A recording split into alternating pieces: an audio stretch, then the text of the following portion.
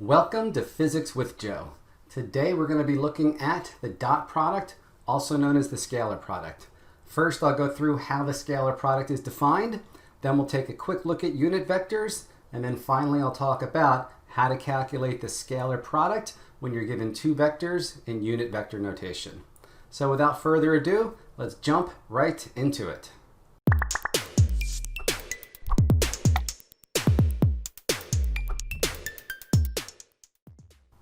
There's two different ways of multiplying vectors together. One way, called the cross product or vector product, ends up resulting in a vector, as the name implies.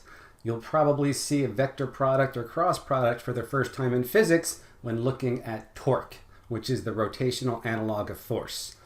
This video is going to focus on the dot product or scalar product. And as the name implies, the end result of a scalar product is a scalar. It's just a number plus units. And you'll probably first run into the scalar product in physics when looking at work, which is defined as the scalar product between the force and the displacement. So the definition of the dot product or scalar product is very simple. If I have two vectors A and B, A dot B, the dot product of A and B, is the magnitude of A times the magnitude of B times the cosine of the angle between them. So again, the scalar product or dot product between any two vectors, let's just call them A and B, is the magnitude of vector A times the magnitude of vector B times the cosine of the angle between vectors A and B. Some books use theta to represent the angle between two vectors. Some books use phi. In this video, I'm going to use alpha because that's the notation used in Knight, which is the textbook that I use in class. The end result of the dot or scalar product, as I mentioned, is a scalar, just a number plus units, and it can be positive, negative, or zero. And whether the dot product is positive, negative, or zero only depends upon the angle between the two vectors because the magnitude of any vector is always positive. So the magnitude of vector A is positive, the magnitude of vector B is positive. However, the cosine of the angle between A and B can be positive, negative, or zero. So let's take a quick look at those three different possibilities. When calculating the dot product between two vectors, the angle alpha that we use is always the smaller of the two angles between the vectors. It's always less than or equal to 180 degrees. Now, if the angle between the two vectors is greater than or equal to 0, but less than 90, the cosine of any angle less than 90 degrees is positive, so the dot product is positive. So if the angle between the two vectors is less than 90 degrees, we have a positive dot product or scalar product.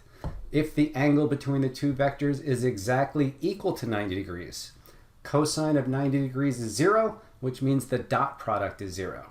So the dot product of any two vectors that are perpendicular to each other, so the angle between them is 90 degrees, is exactly 0. And then finally, if the angle between the two vectors is greater than 90 or less than or equal to 180 degrees, the cosine of any angle greater than 90, less than or equal to 180 degrees is negative. So the dot product is negative. So if the angle between any two vectors is greater than 90 and less than or equal to 180 degrees, the dot product of those two vectors will be negative. Let's take a quick look at three simple examples. In each of these examples, these are just generic vectors, and we are completely ignoring the units. So A dot B. A has a magnitude of 3, B has a magnitude of 5. The angle between A and B is 40 degrees, so A dot B is 3 times 5 times the cosine of 40 degrees, which is 11.5. Positive as we would expect for an angle less than 90 degrees. C dot D. C has a magnitude of 2, D has a magnitude of 3. The angle between C and D is 140 degrees, so C dot D is 2 times 3 times the cosine of 140 degrees, which is negative 4.6. We end up with a negative dot product because the angle was between 90 and 180 degrees. And then last but not least, E dot F.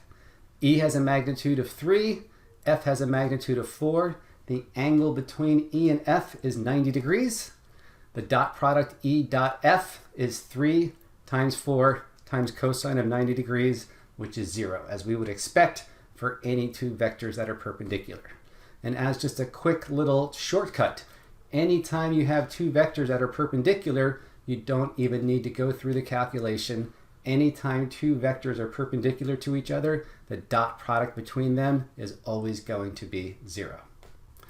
Now let's take a look at how to calculate the dot or scalar product between two vectors when each vector is given in unit vector notation. As a reminder, a unit vector is a dimensionless vector, which means it has no units, of magnitude 1 that is used to indicate direction. Unit vector I points along the x direction, unit vector j points along the y direction, and unit vector k points along the z direction. And unit vectors are very useful for giving the x, y, and z components of a vector. The angle between any unit vector and another different unit vector is always 90 degrees, which means if I take the dot product of one unit vector and another different unit vector, I'm always going to end up with that dot product being 0. So I dot j, j dot k, I dot k is equal to 0. On the other hand, if I take a unit vector and dot it with itself, I dot I, j dot j, k dot k, the end result is 1, because the magnitude of a unit vector is 1 and the angle between a unit vector and itself is 0. So what I end up with is 1 times the cosine of 0, which is 1. And we can use that fact to figure out how to take the dot product of two vectors when they're given in unit vector notation. If A is expressed as AXI plus AYJ plus AZK, and B is expressed as BXI plus BYJ plus BZK, then what is the dot product of A dot B? Well, when I take the dot product, before I start to simplify, I end up with 9 terms. Why 9 terms? Because I take AXI and I dot it into all 3 components of B. I take AYJ, I dot it into all 3 components of B, and then AZK and dot it into all 3 components of B. The end result is AXBX I dot I plus AXBY I dot J plus AXBZ I dot K plus AYBX J dot I plus AYBY J dot J plus AYBZ J dot K plus AZBX K dot I plus AZBY K dot J plus AZBZ K dot K. That was a mouthful. Keeping in mind that anytime we take a unit vector and dot it into a different unit vector, the end result is 0, 6 of these terms drop out. I dot j is equal to I dot k, which is equal to j dot I, which is equal to j dot k, which is equal to k dot I, which is equal to k dot j, which is equal to 0. The 3 remaining terms end up simplifying because any unit vector dotted with itself is equal to 1. So I dot I equals j dot j, which equals k dot k. So the end result of A dot B is very simple. It's just AXBX plus AYBY plus AZBZ. I just take the x components, multiply them together, add the y components, multiply together, add the z components, multiply together. And that is how you do the dot or scalar product of two vectors when each one is expressed in unit vector notation. Well, that is it for today. Thank you so much for joining me on Physics with Joe. Until next time, happy physicking.